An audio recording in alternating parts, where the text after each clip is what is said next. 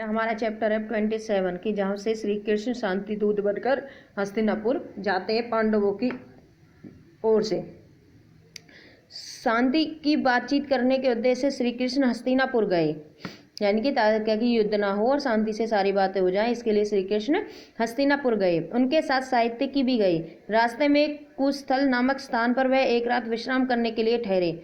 हस्तिनापुर में जब यह खबर पहुंची कि श्री कृष्ण पांडवों की ओर से दूत बनकर संधि चर्चा के लिए आ रहे हैं, तो धृतराष्ट्र ने आज्ञा दी कि नगर को खूब सजाया जाए। पुरवासियों ने द्वारकाधीश के स्वागत, यानी कि द्वारकाधीश कौन थे, श्री कृष्ण के स्वागत की धूमधाम से तैयारियां की। दुशासन का भवन दुर्योधन के भवन से अधिक ऊंचा और सुंदर था, इसलिए धृतराष्ट्र ने आज्ञा दी कि उसी भवन में श्री कृष्ण को ठहराने का प्रबंध किया जाए। कि भाई दुशासन का जो कमरा था वह दुर्योधन से भी अधिक सुंदर था, इसलिए धृतराष्ट्र ने निर्णय किया वह श्री कृष्ण वहीं पर ही ठहरेंगे। श्री कृष्ण हस्तिनापुर पहुंच गए। पहले श्री कृष्ण धृतराष्ट्र के भवन में गए, फिर धृतराष्ट्र से विदा लेकर वह विदुर के भवन में गए। कुंती वहीं कृष्ण की प्रतीक्षा में बैठी थी। श्री कृष्ण को देखते ही उन्हें अपने पुत्रों का स्मरण हुआ, यानी कि श्री कृष्ण को देखते ही कुंती को अपने पुत्रों की याद आ गई। श्री कृष्ण ने उन्हें मीठे वचनों से सांत्वना दिया और उन्हें विदा लेकर दुर्योधन के भवन में गए। दुर्योधन ने श्री कृष्ण का शानदार स्वागत किया और उचित आदर सत्कार करके भोजन का न्योता दिया। श्री कृष्ण ने कहा कि राजन, जिस उद्देश्य को लेकर मैं यहाँ आया हूँ तब तक वो पूरा नहीं हो जाएगा, तब तक मेरा यहाँ भोजन करना ठीक नहीं होगा। यह कहकर वे विदुर के यहाँ चले गए और वहाँ भोजन करके विश्राम किया। इसके बाद श्री कृष्ण और विदुर में आगे के कार्यक्रम के बारे में सलाह हुई। विदुर ने कहा कि उसकी सभा में आपका जाना भी उचित नहीं है। दुर्योधन आदि के स्वभाव से जो भी परिचित थे उन्हीं का यही कहना था कि वे लोग कोई ना कोई कुचक्र रचकर श्री कृष्ण के प्राणों तक कहानी पहुंचा सकते हैं, इसलिए हमें श्री कृष्ण को वहां पर जाने ही नहीं देना चाहिए। विदुर की बातें ध्यान से सुनने के बाद श्री कृष्ण बोले, मेरे प्राणों की चिंता आप न करें। दूसरे दिन सवेरे दुर्योधन और शकुनी ने आकर श्री कृष्ण से कहा कि महाराज धृतराष्ट्र आपकी प्रतीक्षा कर रहे हैं। इस पर विदुर को साथ लेकर श्री कृष्ण धृतराष्ट्र के भवन में गए। वासुदेव की सभा में प्रविष्ट होते ही सभी सभासद उठ खड़े हुए। श्री कृष्ण ने बड़ों को विधिवत नमस्कार किया और आसन पर बैठे। राजदूत एवं सम्राट अतिथि सा उनका स्वागत किया। इसके बाद श्री कृष्ण उठे और पांडवों की मांग सभा के सामने रखी।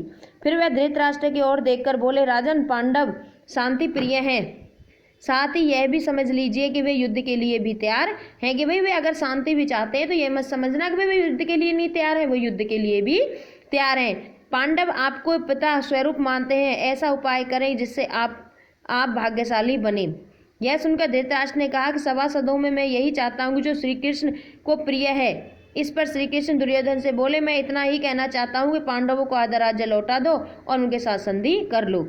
यदि यह बात स्वीकृत हो तो स्वयं पांडव तुम्हें युवराज और धृतराष्ट्र को महाराज के रूप में सहर्ष स्वीकार कर लेंगे। भीष्म और द्रोण ने भी दुर्योधन को बहुत समझाया, फिर भी दुर्योधन ने अपना हट नहीं छोड़ा। वह श्री कृष्ण का प्रस्ताव अस्वीकार करने पर राजी नहीं हुआ। धृतराष्ट्र ने द्वारा पुत्र से आग्रह किया कि श्री कृष्ण का प्रस्ताव मान ले, नहीं तो कुल का सर्वनाश हो जाएगा।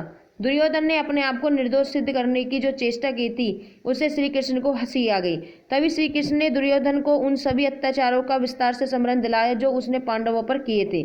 भीष्म, द्रोण आदि प्रमुख वृद्धों ने श्री कृष्ण के इस व्यक्तित्व का समर्थन किया।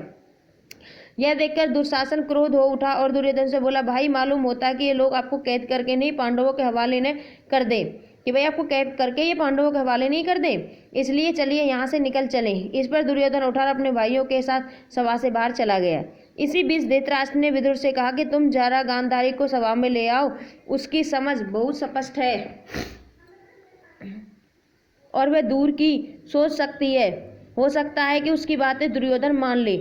यह सुनकर विदुर ने सबको आज्ञा देकर गांधारी को बुला लाने को भेजा। गांधारी भी सभा में आई और धृतराष्ट्र ने दुर्योधन को भी सभा में फिर से बुलाया।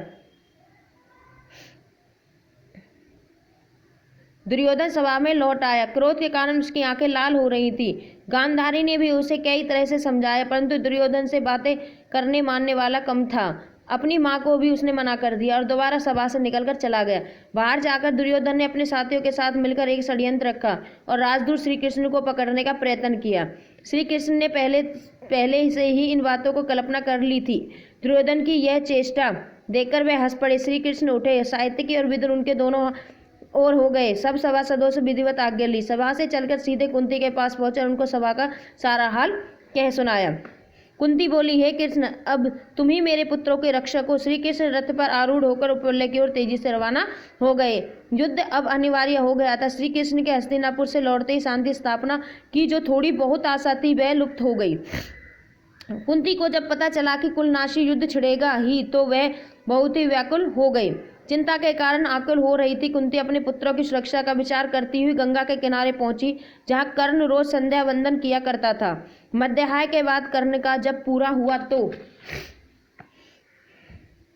उसे यह जानकर असीम आश्चर्य हुआ कि महाराज पांडु की पत्नी और पांडवों की माता कुंती ही उसका उत्तरनीय सिर पर लिए खड़ी है। कर्ण ने शिष्टता पूर्वक अभिवादन करके कहा कि आज्ञा दीजिए, मैं आपकी आज्ञा क्या सेवा करूं। कुंती ने गदगद स्वर में कहा, कर्ण, यह न समझो कि तुम केवल सूत्रपुत्री हो। न तो राधा तुम्हारी माँ है, न ही अधिरथ तुम्हारे पिता है। तुमने जिनको जानना चाहिए, राजकुमारी प्रथा की कोख से तुम उत्पन्न हुए हो। तुम सूर्य के अंश हो। थोड़ा सुस्ताने के बाद वह फिर बोली, बेटा, दुर्योधन के पक्ष में होकर तुम अपने भाइयों से ही शत्रुता कर रहे हो। धृतराष्ट्र के लड़कों के आश्रित रहना तुम्हारे लिए अपमान की बात है। तुम अर्जुन के साथ मिल जाओ, वीरता से लड़ो, राज्य प्राप्त करो। वे तुम्हारे अधीन रहेंगे और तुम मुझसे घिरे हुए प्रकाशमान हो जाओगे। कर्ण माता कुंती का यह अनुरोध सुनकर बोला, माँ, यदि इस समय मैं दुर्योधन का साथ छोड़कर पांडवों की तरफ चला गया तो लोग मुझे ही कायर कहेंगे। अब जब युद्ध होना निश्चित हो गया तो मैं उनको मझधार में कैसे छोड़ जाऊं? यह तुम्हारी कैसी सलाह है? आज मेरा कर्तव्य यही है कि मैं पांडवों के विरुद्ध सारी शक्ति लगाकर लड़ूं। मैं तुमसे असत्य क्यों बोलूं? मुझे क्षमा कर दो, लेकिन हाँ, तुम्हारी भी बात एकदम व्यर्थ नहीं जाएगी। अब मैं यह करूंगा कि अर्जुन को छोड़कर और किसी पांडव के प्राण नहीं लूंगा। या तो अर्जुन इस युद्ध में काम आएगा या मैं, दोनों में से एक को तो मरना ही पड़ेगा। शेष चारों पांडव मुझे चाहे कितना भी तंग करें, मैं उनको नहीं मारूंगा। माँ, तुम्हारे जो 5 पुत्र हर हालत में रहेंगे, चाहे मैं मर जाऊं चाहे अर्जुन, हम दोनों में से एक बचेगा और बाकी 4 तो रहेंगे ही। तुम चिंता न करो। अपने बड़े पुत्र की ये सारी बातें सुनकर माता कुंती का मन विचलित हुआ, परंतु उन्होंने उसे अपने गले से लगा लिया और बोली, तुम्हारा कल्याण हो। कर्ण को इस प्रकार आशीर्वाद देकर कुंती अपने महल में चली गई।